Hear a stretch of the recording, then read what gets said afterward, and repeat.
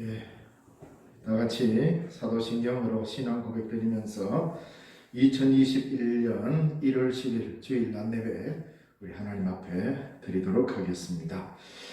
나는 전능하신 아버지 하나님 천지의 창조주를 믿습니다. 나는 그의 유일하신 아들 우리 주 예수 그리스도를 믿습니다. 그는 성령으로 잉태되어 동정녀 마리아에게서 나시고 본디오 빌라도에게 고난을 받아 십자가에 못 박혀 죽으시고 장사된 지 사흘 만에 죽은 자 가운데서 다시 살아나셨으며 하늘에 오르시어 전능하신 아버지 하나님 우편에 앉아 계시다가 거기로부터 살아있는 자와 죽은 자를 심판하러 오십니다. 나는 성령을 믿으며 거룩한 공교회와 성도의 교제와 죄를 용서받는 것과 몸의 부활과 영생을 믿습니다. 아멘. 찬송가 216장 1절 4절 찬양 드리겠습니다.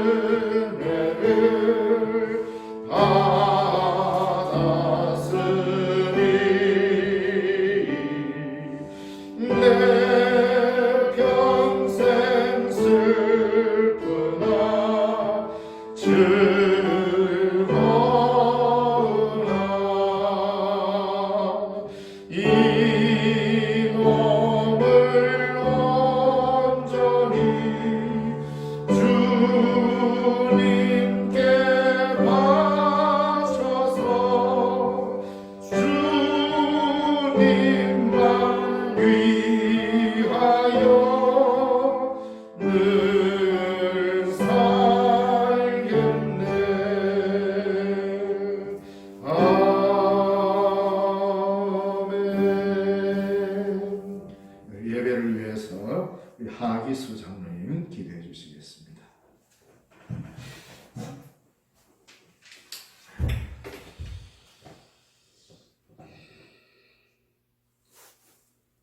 찬송과 존귀와 영광을 받으실 거룩하신 하나님 아버지, 신춘년 새해를 맞아 그 두 번째 주일 비대면 예배로 하나님께 예배하시게 하시니 감사를 드립니다. 전능하신 아버지께서 새해를 우리에게 주심은 시간과 시간의 경계를 정하셔서 지난 날을 되돌아보아 앞을 새롭게 하는 하나님의 그 뜻이 있을 줄 믿고 하나님 아버지께 감사를 드립니다. 지난 2020년은 많은 사람들께 정말 힘들고 고단한 한 해였습니다. 코로나가 우리의 삶의 패턴을 송두리째 바뀌어버렸고 사람과 사람, 지역과 지역, 그리고 나라와 나라 사이를 철저하게 나누며 교감과 교류를 차단시켜 정이 사라지고 사랑이 식어지며 온전한 배풍이 끊어져 특별히 소외되고 가난한 이들이 더욱 힘겨운 삶을 살게 되었습니다. 많은 사람들이 생명을 잃었습니다. 교회가 세상으로부터 지탄을 받아 복음의 길도 막을까 아버지 하나님 들었습니다. 주님, 이제 새해를 맞았으니 21년은 우리를 새롭게 하시옵소서. 백신이 개발되어 얼마 있지 않으면 접종이 시작된다고 하니 그 반감이 너무나 하나님께 감사를 드립니다. 죄와 교만을 깨닫고 회개하며 주님 앞에 용서를 구하게 하옵소서. 믿음 안에서 경계를 전하고 안주하며 이방 사람들과 이웃을 벌보지 않은 우리의 허물과 죄를 용서하옵소서. 나라와 민족과 지역의 경계를 무너뜨리고 우리 경제를 회복시켜 우리의 삶의 무게를 가볍게 하여 주옵소서. 하나님께 대한 예배가 회복되고 베풀고 돌보는 우리의 사랑이 회복되어서 정체된 복음 활동이 회복되도록 하나님 인도하여 주옵소서. 저희 교회가 2021년 하나님의 뜻을 이 땅에 펼치는 교회가 되게 하옵소서. 저희들 생각과 삶의 모습이 정말 하나님 보시기에 합당하여 심히 기뻐 좋았다고 말씀하시도록 성령님 저를 인도하여 주옵소서. 오늘 또 하나님 말씀을 선포하시는 우리 목사님께 성령의 능력을 덧입혀 주옵소서. 성도들의 들을 귀와 우리의 마음을 열어 결단하고 말씀을 듣고 순종하게 하옵소서. 모든 예배와 영광은 성삼위 하나님 받으시옵소서. 예수님의 이름으로 기도하옵나이다. 아멘.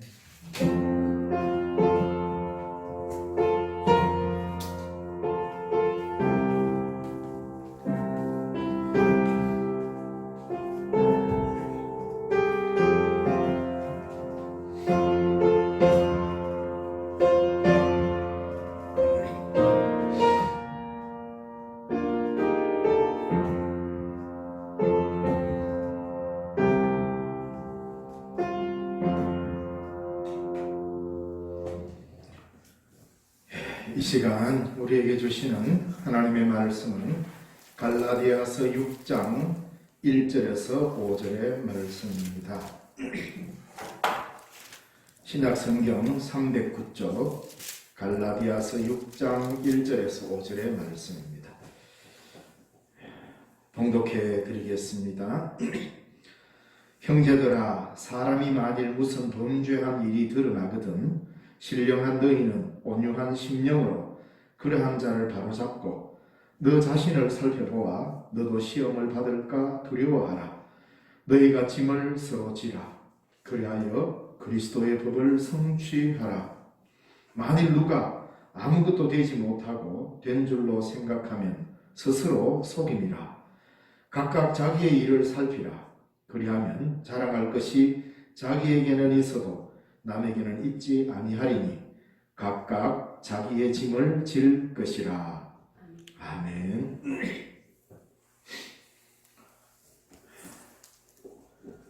예, 새해가 밝은 지 벌써 열흘이 지나가지 않습니까?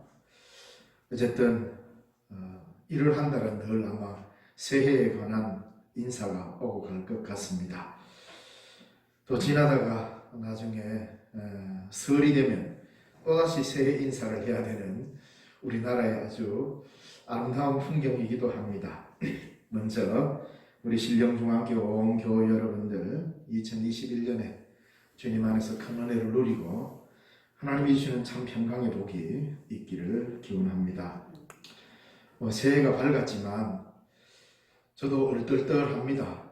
지금 새해가 밝은 게 맞나 싶기도 하고 2021년이라는 실감이 다른 어떤 때보다도 잘 나지 않는 것 같습니다.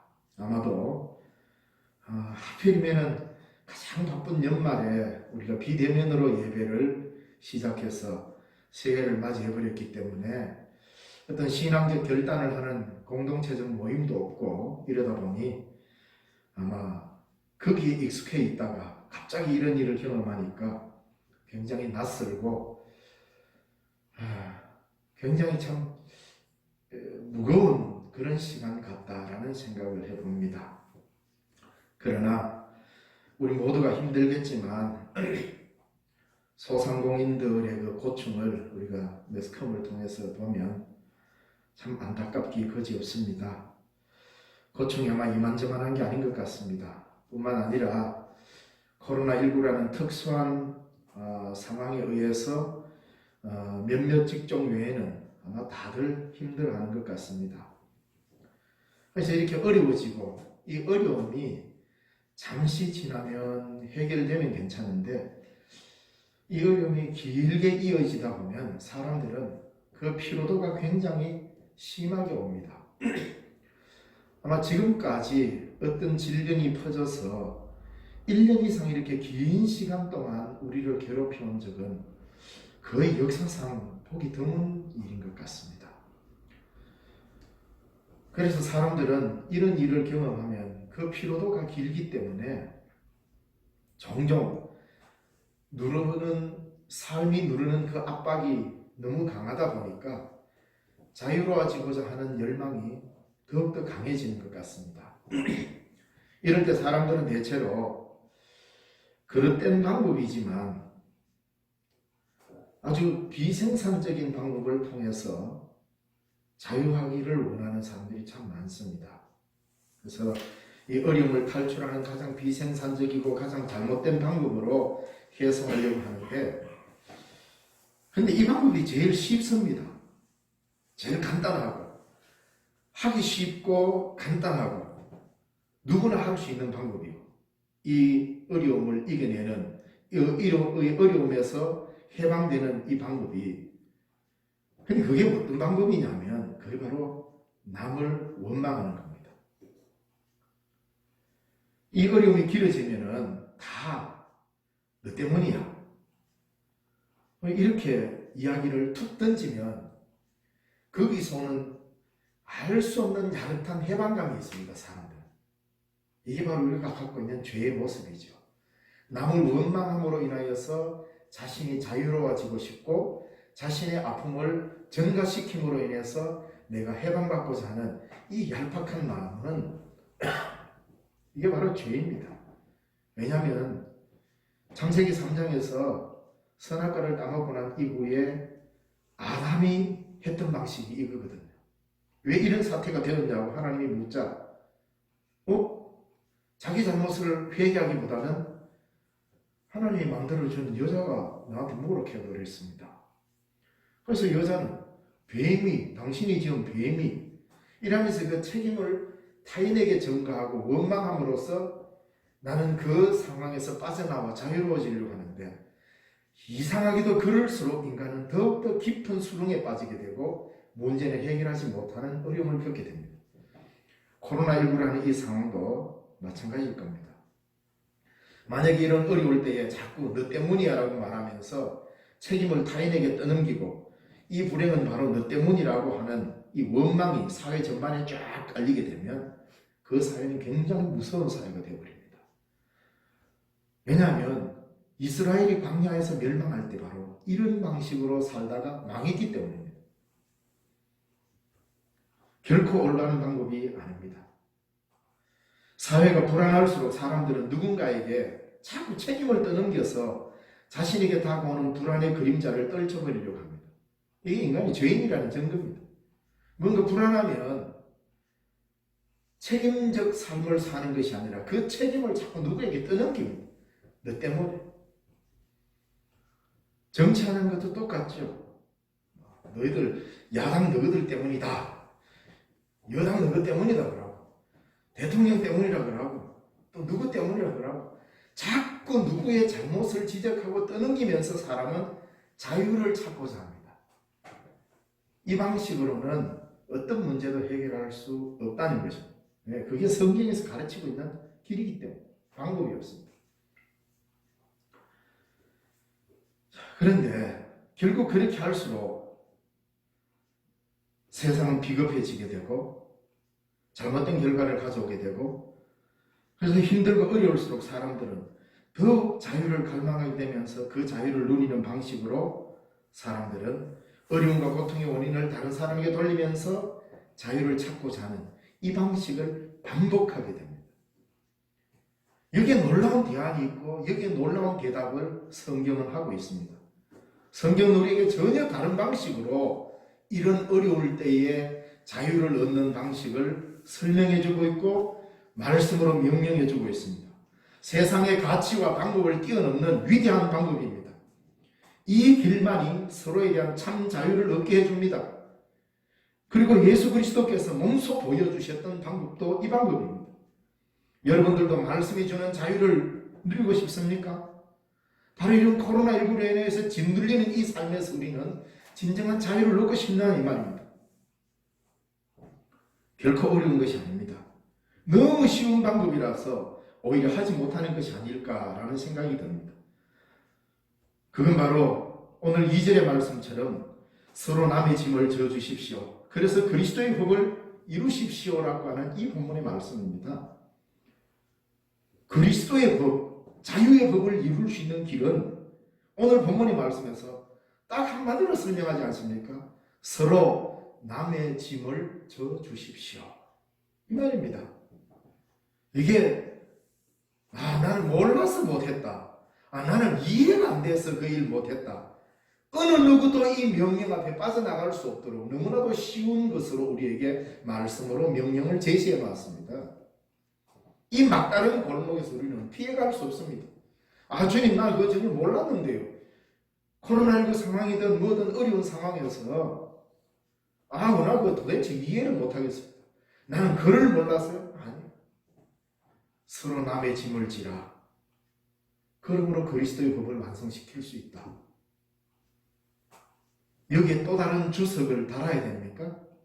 그렇지 않습니다. 너무 쉽다 보니까 뭔가 아싸라고 짜릿한 어떤 다른 답이 있는 것처럼 생각하기 쉬운데, 여러분, 사회가 어렵고 교회가 어려울수록 짜릿한 방법을 찾으면 안 됩니다. 가장 단순하고 기본적인 방법을 찾아야 거기에서 답이 나옵니다. 그래서 어려울수록 가장 단순한 원칙으로 돌아가야 세상이 회복되고 교회가 회복되는 겁니다.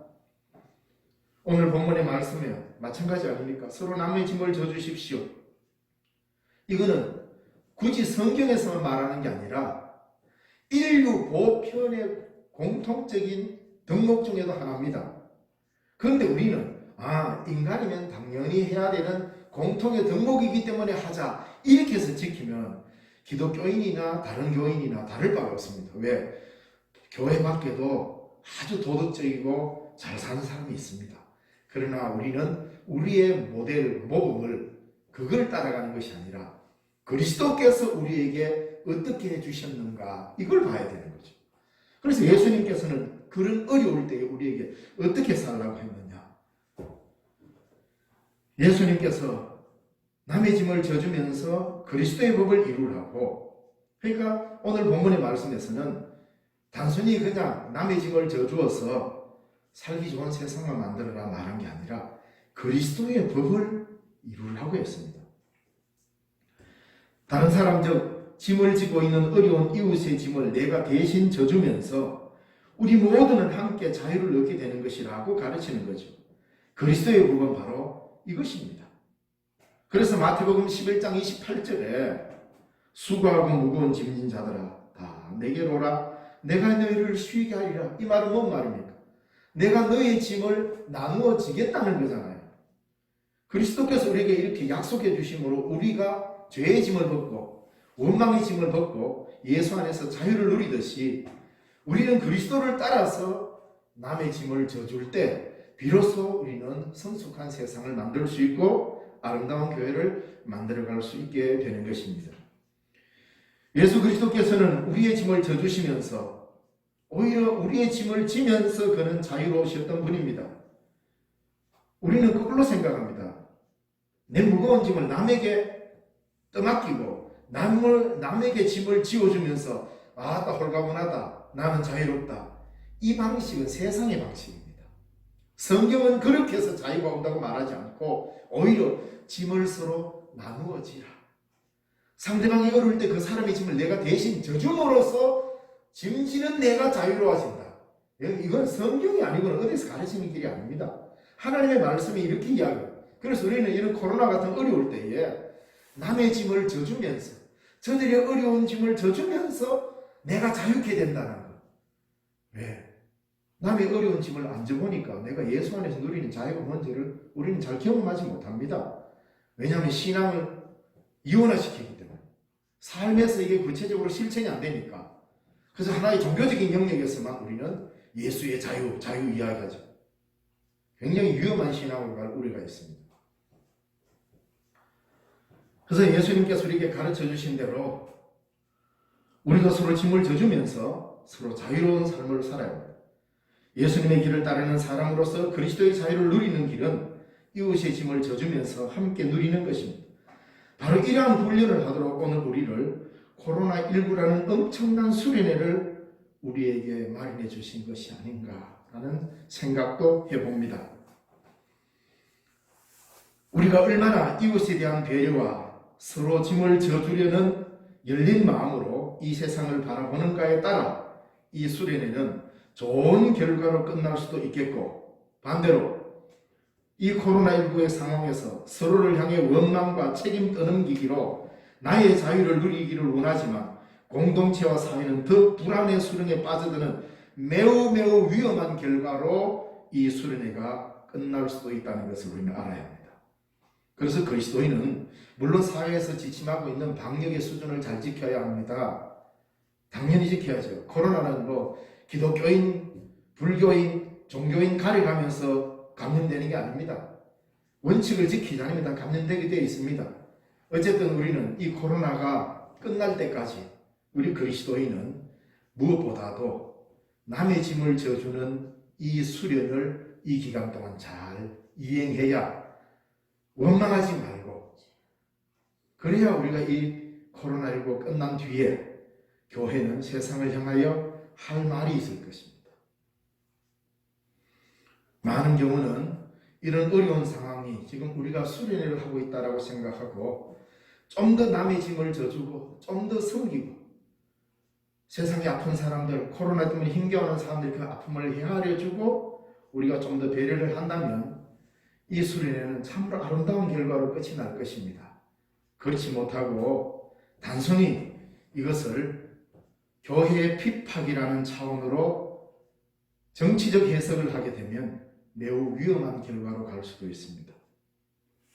그럼 우리는 하나님 앞에 겸손히 이 상황을 잘 보고 우리는 지금 이 어려운 상황에 빠져 있는 온 백성들의 아픔을 교회는 얼마나 그 짐을 떠맡고 있는가를 살펴야 합니다. 저는 절박합니다. 앞으로 코로나19가 끝나고 난 이후에 한국교회가 어디로 갈지 종잡을 수가 없기 때문입니다. 그게 여러분의 피부로 느껴지지 않는다면 여러분은 한국교회를 사랑하는 게 아닙니다. 이 시대 우리의 교회를 뜨겁게 가슴으로 사랑한다면 코로나 이후의 교회의 모습을 여러분의 눈에 하나님이 보여주실 것입니다.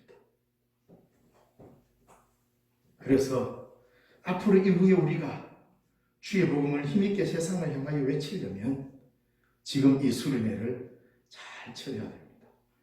그 가장 아름다운 방법을 성경은 우리에게 길을 제시하고 있다 이 말입니다. 그리스도인은 자유의 본질이 뭔지 아는 사람들 아닙니까? 그리스도께서 자유하신 분이시고 그 자유를 우리에게 선물로 주신 분입니다. 그 자유는 감정적 순간의 어떤 희열만 말하는 게 아닙니다. 나를 부인하고 말씀에 순종하려는 자기 절제에서 나오는 아주 거룩한 행동이 자유인 것입니다. 원망하고 불평하는 일 앞에서 우리는 온유한 마음으로 그 잘못을 바로잡아야 합니다. 원망과 불평 앞에서 같이 마주보고 네가 잘했니 내가 잘했니 원망하면서 책임을 떠넘기는 일로는 그리스도의 온유하심을 절대로 드러낼 수가 없습니다. 오히려 서로가 시험 드는 악한 결과만 나올 뿐입니다. 그래서 1절에서 말하지 않습니까? 형제들아 사람이 만일 무슨 범죄한 일이 드러나거든 신령한 너희는 온유한 심령으로 그러한 자를 바로잡고 너 자신을 살펴보아 너도 시험을 받을까 두려워하라. 그러니 우리가 얼마나 신중하게 이 기간을 보내야 하는지 생각하지 않을 수 없습니다. 그래서 그리스도의 법을 이루기 위해 좀 더 구체적으로 우리가 이후에 3절에서 5절의 말씀을 통하여서 좀 더 살펴볼까 합니다. 맨 먼저는 우리가 그리스도의 법을 이루기 위해서, 즉 남의 짐을 잘 져주는 성숙함, 이걸 이루어야 됩니다. 그리스도의 법을 이루려면. 그래서 먼저 성숙해지기를 사모하라. 3절 말씀에 이렇게 기록되어 있습니다. 만일 누가 아무것도 되지 못하고 된 줄로 생각하면 스스로 속임이라. 아주 무서운 말을 하죠. 아직 덜 익은 게 다 익은 티 내지 말라는 것입니다. 되지도 않았는데 다 된 것처럼 착각하지 말라는 겁니다. 여러분, 그래도 작년보다는 올해가 신앙적 진보가 있어야 되지 않겠습니까? 날이 갈수록 더욱더 여물어지고 성숙돼야 되는 게 신앙의 길 아니겠습니까? 왜? 하루하루 갈수록 우리가 더욱더 천국에 가까워지고 하루하루 갈수록 우리에게 다가오시는 그리스도의 재림이 하루하루 더 가까워지고 있지 않습니까? 그러면 그럴수록 더더욱 신부된 우리는 자기 정결에 힘을 써야죠. 그래서 해가 갈수록 더 우리의 신앙은 성숙해져야 한다 이 말입니다. 그래서 작년보다는 더 신앙이 진보되어야 된다 이 말입니다. 우리는 얼마나 남의 짐을 져주고 있는가를 살펴보라는 말입니다. 이 짐의 분량이 많은 사람이 내가 지고 있는 이 짐의 분량이 많은 사람일수록 그 사람은 성숙한 사람입니다. 서로를 향한 사랑으로 서로 짐을 져주는 세상이 성숙한 세상입니다. 이런 세상을 만들라고 예수님께서 우리에게 섬김의 본을 보여주셨던 것 아닙니까? 남의 짐을 져주지 않고 원망하는 사람은 아직 된 사람이 아닙니다. 된 줄로 생각하는 사람일 뿐입니다. 남을 원망하면서 마치 자기는 아무 잘못이 없는 것처럼 말하고 짜증을 내며 타인을 힘들게 하는 것은 마치 자신은 의로운 사람인 것처럼 착각하며 스스로 속이는 사람이라고 성경은 말하고 있습니다. 그러므로 우리는 남의 짐을 서로 져주면서 성숙해져야 합니다. 그래서 에베소서 4장 13절의 말씀처럼 그리스도의 장성한 분량에 이르도록 힘을 써야 합니다. 도대체 우리가 왜 예수를 믿는지, 예수 믿었으면 우리는 뭘 해야 되는지, 그저 매일 반복되는 삶을 살면서 가만히 있어도 저절로 신앙이 자란다고 착각하지 마십시오. 우리의 목표가 있습니다. 그리스도인이 되는 순간 우리는 목표가 정해져 있습니다. 어디까지? 그리스도의 장성한 분량까지 자라도록 주님 우리를 이끌고 가시는데 거기에 순종하고 따라가야 됩니다. 그게 뭡니까? 나를 쳐서 복종시키며 어려운 이웃의 짐을 내가 대신 나누어지는 훈련을 계속 하라는 겁니다. 주님이 우리를 수고하고 무거운 짐 잔들아 다 내게로 오라. 내가 너희를 쉬게 하려면 우리의 짐을 들어주셨듯이 우리 또한 그리스도를 따라 남의 짐을 져줌으로써 우리는 그리스도에게까지 자라가는 겁니다. 이런 방식으로 신앙을 계속 자라게 만들어야 되는 겁니다. 그리고 둘째로, 처음에는 성숙해지기를 사모해야 되지만 이제 둘째로는 자기 자신을 잘 살펴보라고 합니다. 우리가 성숙해져야 되지만 자꾸 원망하는 사람은 자기를 안 봅니다. 눈으로 타인만 관찰합니다. 자기는 마치 그 죄와 상관없고 그 어려운 환경과 아무 상관없는 무결점의 사람인 것처럼 착각한다는 거죠. 그러나 오늘 4절의 말씀은 이렇게 기록합니다. 각각 자기의 일을 살피라. 그리하면 자랑할 것이 자기에게는 있어도 남에게는 있지 아니하리니. 각각 자기를 살피라. 자신을 잘 살피는 것. 이걸 다른 말로 하면 이 말이죠. 너 자신을 알라 이 말입니다. 남을 원망하기 전에 나는 얼마나 어려운 짐을 지려고 했는가를 살펴봐야 합니다. 그리고 다른 사람의 짐을 좀 나누어졌다고 그걸 온 세상이 알도록 자랑할 것이 아니라는 겁니다. 어쩌다가 한번 다른 사람의 짐을 한번 져줬는데 그걸 두고 자랑하고 오만 데 다니면서 자랑한다는 것은 오늘 본문에 보면은 야 그래 자랑할 거 있었나? 그건 네 자신한테나 자랑하지 다른 사람한테 그거 자랑할 일이 아니다. 자랑하지 마라. 이 말을 하고 있는 거 아닙니까? 자기 자랑을 삼가고 그것이 나에게 자랑스러운 것이라 하더라도 타인에게는 오히려 부담이 될 수 있는 일이기 때문에 자신을 잘 살피고 자랑할 것이 있거들랑 그냥 자기 속으로 품고 남들 앞에 크게 떠벌리지 마라. 그러면 그 사람의 짐을 내가 맡았던 것이 자랑스러운 일이지만 짐을 맡긴 그 사람은 뭐가 되냐 이 말입니다. 그래서 자랑할 것이 자기에게는 있어도 남에게는 있지 않다라고 말하고 있습니다. 바로 이런 자기 살핌이 우리를 성숙하게 만들고 더 나아가서 그리스도의 복을 이루는 길로 가게 하는 겁니다. 자, 셋째로 5절 말씀에 아주 짧게 기록되어 있는데 이렇게 기록되어 있습니다. 각각 자기의 짐을 질 것이라. 다른 번역에 성경에 보면 쉬운 번역이라는 성경이 거기 보면 이렇게 나옵니다. 자신의 책임을 다하라. 이렇게 딱 봅니다. 참 적절한 번역인 것 같습니다. 그래서 세 번째로 자기 책임을 다하라. 각각 자기의 짐을 질 것이라. 즉 자기 책임을 감당하지 못하는 무책임한 사람은 그리스도를 따르는 사람이 아닙니다.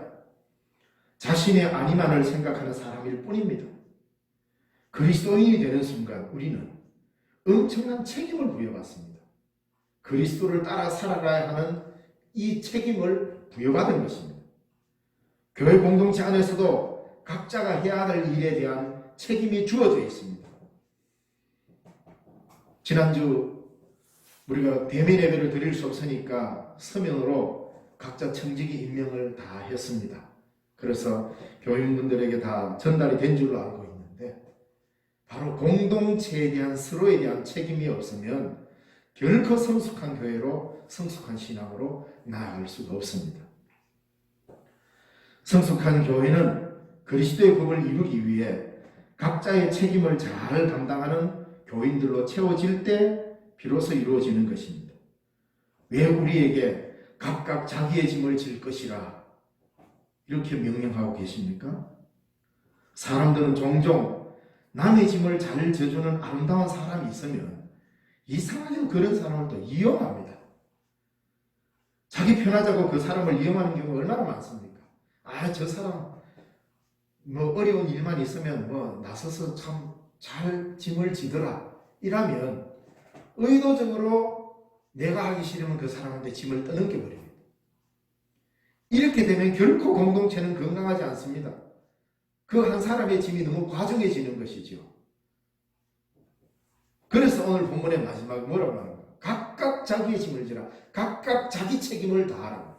자기 책임을 다하면서 서로를 돌아보아 짐이 과한 사람이 있으면 그 사람의 짐을 나누어지는 이게 공동체 정신이고 이것이 우리가 이 어려운 시대를 이겨내는 아주 단순하지만 이것이 우리에게 모범답안으로 주어져 있다 이 말입니다.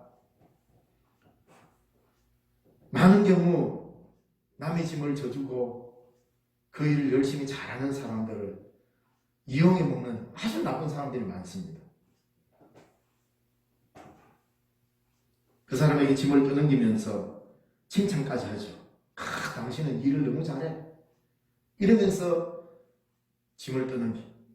그건 칭찬이 아니라 아주 나쁜 일을 범하는 겁니다.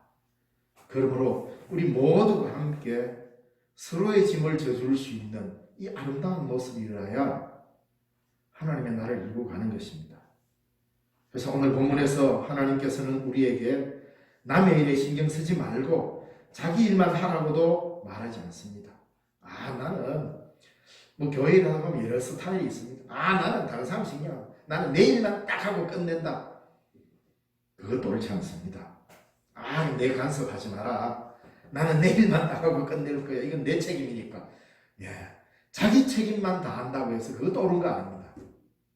그리스도인에게 주어진 책임은 내 일 내가 끝내는 이 책임을 말하는 게 아니라 서로의 짐을 나누어지는 데까지 나아갈 때 그 책임이 완수가 되는 겁니다. 그래서 물론 일은 잘할 수 있겠죠. 교회는 일 잘하는 사람만이 필요한 것이 아니라 힘겹게 천천히 가더라도 서로 함께 가야 되는 공동체라는 사실을 알아야 합니다. 각자 자기 일에 책임을 다하며 동시에 누군가가 힘겨워하면 서로 나누어 짐을 지는 공동체야말로 그리스도를 본받는 멋진 교회일 것입니다. 우리는 그리스도의 가르침을 따라 살아야 하는 삶의 문제는 뒤로 한 채 종교적 열정만 품고 뭔가 신비한 세계만을 쫓아다니는 것은 아닌지 돌아봐야 합니다. 오늘 말씀처럼 남의 짐을 서로 져주면서 우리의 삶에 구체적으로 그리스도의 법을 이루려 할 때 하늘의 놀라운 은혜인 자유를 경험하게 될 것입니다. 바로 이런 것들을 보여주는 것이 교회의 모습이어야 합니다. 새해에 새로운 마음으로 서로의 짐을 져주면서 성숙한 우리 신령중앙교회를 만들어가야 할 것입니다. 아무쪼록 코로나19로 인하여서 다 힘겹고 어렵고 그러하지만 이게 절망으로 갈 이야기는 아닙니다. 왜냐하면 이런 절망적인 상황에서 우리는 희망을 말할 수 있습니다. 서로 짐을 져주고 원망하지 않을 때 하나님께서는 우리 신령중앙교회를 통하여서 이 신령을 새롭게 만들어 가실 것입니다. 이 일에 쓰임받으려면 이 어려운 때 우리가 하나님 앞에 올바르게 결단하고 섬김으로써 서로의 짐을 져주면서 살아가야 이 수련회가 잘 끝날 것입니다. 기도하겠습니다. 살아계신 하나님 아버지, 은혜를 감사드립니다. 이렇게 또 비대면으로 예배를 드리게 되니 안타깝기만 하지만 이 시간에도 전국 방방곡곡의 수많은 교회들이 모이지 못하고 영상으로 이렇게 예배를 드리는 교회들이 너무나도 많습니다. 그러나 우리가 하나님 앞에 어디에 있든지 이러한 특수한 상황에서 신령과 진정으로 주님 앞에 예배하게 하시니 감사합니다. 각자의 자리에 흩어져서 하나님께 영광 돌리며 예배하는 모든 성도들의 삶의 자리를 축복하시고 이 어려운 시기를 말씀의 의지에서 순종하여 서로 섬기고 서로 짐을 나눠짐으로 인하여서 아름다운 세상을 만들어가고 아름다운 교회 공동체를 만들어갈 수 있도록 우리에게 성령의 능력을 덧입혀 주시옵소서. 예수님 이름으로 기도드리옵나이다. 아멘. 찬송가 419장 찬양드리겠습니다.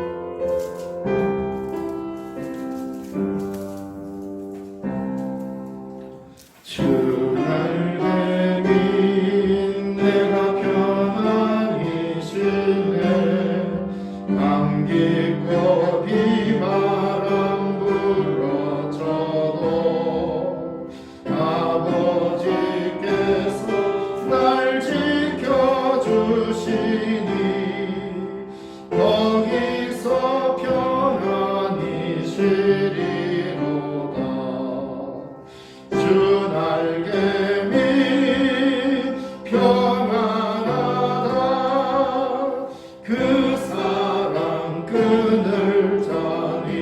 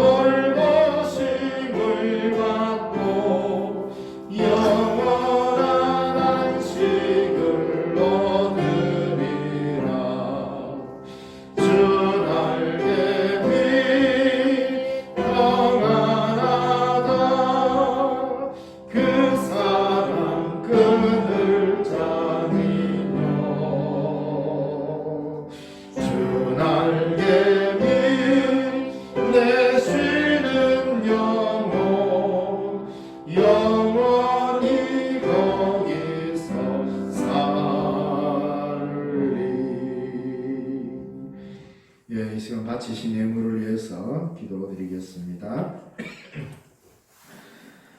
하나님 아버지 감사드립니다. 비록 비대면으로 예배드리지만 아름다운 신령중앙교회 공동체가 하나님의 나라를 위해 살아가도록 우리에게 열정을 주시고 또 섬김을 허락하시니 감사합니다. 교회에서 감당해야 될 여러 일들을 잘 진행하고자 우리가 하나님 앞에 감사한 마음으로 귀한 예물을 올려드립니다.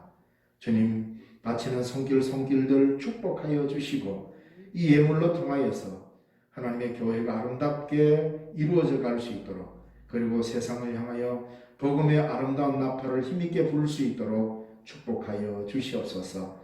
11조로 감사로 여러 가지 제목으로 드리는 모든 예물들 하나님 기억하시고 복의 복을 더하여 주시며 코로나19가 잘 끝나고 하나님을 기뻐 찬양하는 아름다운 자리에 머물 수 있도록 하나님 축복하여 주옵소서. 우리의 사업과 일터와 가정과 직장 하나님 지켜 주옵소서. 주 예수님 이름으로 기도드리옵나이다. 아멘. 예, 광고 말씀 드리겠습니다. 아직 다음 주까지 1월 17일 주일까지 이렇게 다시 영상으로 예배를 드려야 할 것 같습니다. 저도 안타깝고 여러분들도 참 교회 오고 싶지만 우리가 조금만 더 참고 인내해 봅시다. 그래서 코로나19가 무사히 끝난 데에는 한국 교회가 큰 역할을 했다. 저는 이런 말을 듣고 싶습니다. 한국의 모든 교회가 다 못 듣더라도 코로나19가 무사히 끝나는데 신령중앙교회가 한몫했다. 그래도 이 말을 신령에서는 들어야 안 되겠습니까? 그러려면 우리의 인내가 필요합니다. 조금 더 참으시고 각자 자리에서 마스크도 잘 쓰시고 방역을 잘 하셔서 건강한 한 주를 보내시기를 바랍니다. 기도하겠습니다. 지금은 우리 주 예수 그리스도의 그 크신 은혜와 하나님 아버지의 지극하신 사랑과 성령님의 위로 교통 충만케 하시는 은혜가 오늘도 주어진 새해에 하나님의 뜻을 바라보면서 서로 짐을 나누어짐으로 인하여 더욱 성숙하고 자유로운 하나님의 백성으로 살기로 희망하는 주의 사랑하는 신령중앙교회 온 교우들 머리머리 위에 이제로부터 영원까지 항상 함께 계시옵기를 간절히 축원하옵나이다. 아멘.